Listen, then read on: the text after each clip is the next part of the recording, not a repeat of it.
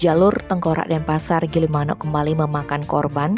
Kali ini kecelakaan beruntun terjadi di wilayah desa Candi Kusuma, Kecamatan Melayu, melibatkan 2 truk tronton serta 1 unit sepeda motor Honda Supra. Beruntung tak ada korban jiwa, namun kerugian akibat kejadian tersebut diperkirakan mencapai puluhan juta rupiah. Kasat Lantas Polres Jembrana AKP Aan Saputra Senin 3 Oktober mengatakan laka lantas terjadi sekitar pukul 3 WITA. Lokasinya di Jalan Umum Denpasar Gilimanuk, Banjar Candi Kusuma, Desa Candi Kusuma, Kecamatan Melayu, tepatnya di timur Jembatan Tugat Sangyang. Sesaat sebelum kejadian, truk tronton tengah berhenti di TKP untuk memperbaiki baut roda belakang yang patah. Sopir truk diketahui sudah memberikan tanda lampu hasad. Kemudian dari arah Gilimanuk datang truk tronton yang dikendarai Heri Syahwianto. Diduga mengantuk, truk tersebut menabrak kendaraan truk yang berhenti.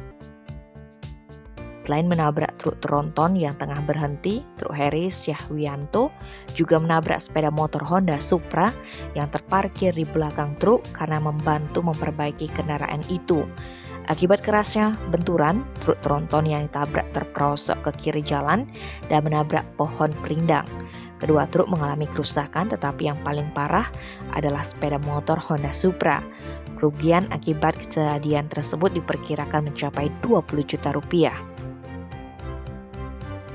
Tim Bali Express melaporkan.